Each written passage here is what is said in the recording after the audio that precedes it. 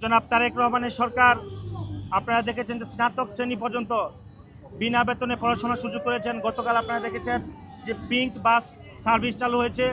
এটি নারীর ক্ষমতায়নের ক্ষেত্রে, নারীদের নিরাপত্তা বিধান, নারীদের নিরাপদ কর্মসংস্থানের ক্ষেত্রে এটি একটি মাইলফলক। এটি বাংলাদেশের ইতিহাসে কখনো হয় নাই যে একটি দোতলা বাসের ড্রাইভার, হেল্পার, কন্ট্রাক্টর থেকে শুরু করে যাত্রীরা সবাই নারী। এখানে আমরা আরও বলতে চাই যে মাননীয় প্রধানমন্ত্রী জনাব তারেক রহমানের নেতৃত্বে এরকম অসংখ্য কার্যক্রম, উন্নয়ন কার্যক্রম পরিচালিত হয়েছে বিগত এই 180 দিনে। আমরা যদি আরও বলতে চাই যে আপনারা যদি দেখেন যে পদ্মা ব্যারেজ প্রকল্প সেটি একনেকে গতকাল পাশ হয়েছে।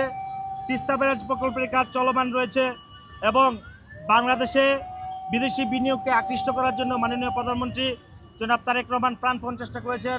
তিনি কিছুদিন আগে আপনারা জানেন যে মালয়েশিয়া গিয়েছেন, সেখানে কিন্তু আমাদের যে মালয়েশিয়াতে যে শ্রমবাজার সেটা কিন্তু আবার নতুন করে চালু করতে যাচ্ছে, যেটা অতি শীঘ্রই হয়তো আমরা দেখতে পাবো।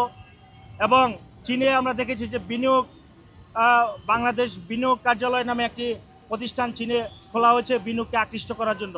সুতরাং এরকম অসংখ্য এক্সাম্পল তৈরি করেছেন মাননীয় প্রধানমন্ত্রী জনাব তারেক রহমান এই 180 দিনে, এটা বলে শেষ করা যাবে না।